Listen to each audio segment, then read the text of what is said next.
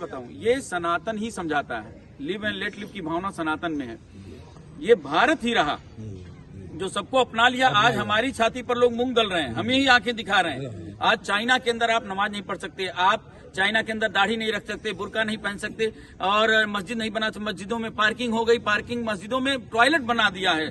और चाइना ने सबसे गंदी बात की कि वहाँ मुसलमानों को उनको अपने परिवार के साथ सोने नहीं देते, चाहे वुहान प्रांत के वहाँ नौजवान सोते हैं, ये चाइना में। लेकिन कोई भी देश, कोई भी मुस्लिम देश चाइना की कोई बुराई नहीं करता। हम भाई समझते हैं, भाईचारा, और हम सब कुछ देते हैं। लेकिन आज हमारे हर रामनवमी पे पत्थर, हर दुर्गा पूजा पे पत्थर, हर शोभा यात्रा पे पत्थर, हर जगह जिहाद। और अभी मैं चूंकि टीवी डिबेटर हूँ, 29 संगठनों का पदाधिकारी हूँ, अभी टीवी डिबेट पे लोग बोल रहे थे कि योगी जी ने क्यों मना कर दिया गैर हिंदुओं का मतलब मेले में। मैंने कहा भाई देखिए, ये मतलब कि आपके कर्म और आपके आचरण ये सिद्ध करते हैं, और इससे सीखा जा रहा है। अनेक बार भोजन में अपशिष्ट मिलाना और इस प्रकार से सनातन की चीजों को दूषित करना, जो कि भोज लगाने नहीं होते। तो इसलिए इन चीजों से प्रेरणा लेकर आज एक नई एक समाज की दिशा और दशा तय हो रही है। और आप सभी को ये समझना पड़ेगा कि समाज को हमें किस ओर ले जाना है। सनातन है जो सबको संभाल सकता है, सबको प्रेम देता है, सबको सम्मान देता है, और लिव एंड लेट लिव की भावना इसी में है। जियो और सबको जीने दो। बाकी जगह है जियो और किसी को मत जीने दो। हम कहते हैं जियो और सबको जीने दो। और इसीलिए भारत महान है। हमारे भारत जैसा, हमारे सनातन धर्म जैसा कोई धर्म नहीं। सर एक प्रश्न है आपसे जी। प्रधानमंत्री नरेंद्र मोदी जी के आयुष विभाग से एक स्कीम है जिसमें उत्तर प्रदेश में अभी महिलाओं को 5,000 रुपए और पुरुषों को 8,000 रुपए 1 घंटे के योग के लिए दिया जाता है। तो इसके लिए आप क्या कहेंगे? देखिए, क्षमा करिएगा, बात दरअसल है कि आप जो प्रश्न है थोड़ा राजनीतिक भी है, लेकिन नहीं राजनीतिक प्रश्न नहीं है। मैं बस ये कहना चाहूंगा कि ये जो डिफरेंस है, पहली बात तो वो क्यों है, उसको समानता होनी चाहिए कि नहीं होनी चाहिए? मैंने एक बात कहा, मैंने कहा चूंकि मैं एक आश्रम का एक अंतर्राष्ट्रीय महामंडलेश्वर हूँ और मैं एक प्रतिनिधित्व करता हूँ संत समाज का, और जबकि यहाँ पे ये इसका उत्तर सही मायने में कोई बीजेपी का नेता हो वो सही दे सकता, क्योंकि I am not in government.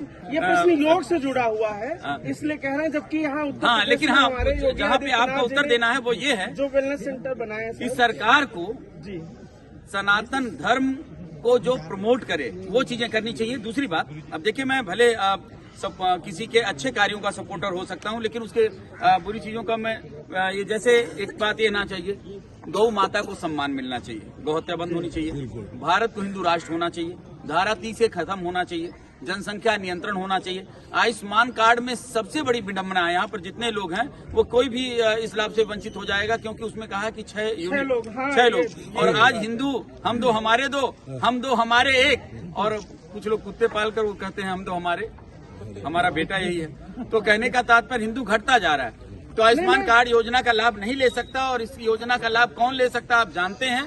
तो इसलिए हम ये भी कहते हैं कि भाई इसमें ये चीजें हैं, लेकिन चूंकि हम सर बस मैं आपसे सिर्फ ये कहना चाहता हूँ कि जो दे रहे हैं, शुरुआत तो प्रधानमंत्री जी ने की। योग को अंतर्राष्ट्रीय पटल पे ले जाने का जो काम किया वो प्रधानमंत्री जी ने किया, बाबा रामदेव जी ने किया, वो अलग बात है। लेकिन जब तक देश की राजनीतिक ताकत नहीं आती है तब तक विश्व पटल पे उसको ले जाना आसान नहीं होता है। तो वो प्रधानमंत्री जी ने किया, एक अच्छी स्कीम उन्होंने चलाई है, इसमें नो डाउट बहुत बढ़िया काम किया। लेकिन उसमें आप उनसे ये आग्रह करेंगे क्या कि महिलाओं को भी उतना ही मानदेय मिलना चाहिए जितना पुरुषों को मिला? हालांकि उनके सेशन कम है, लेकिन सेशन भी बढ़ाए जाने चाहिए और महिलाओं को सेम स्केल पे रखना चाहिए। ये एक आग्रह तो कर ही सकते हैं। हम आपकी बात को जो है आगे बढ़ाएंगे, और हम समाज में बात रखते हैं, और आपकी बात जो है मतलब उसको आगे बढ़ाए जाने योग्य है।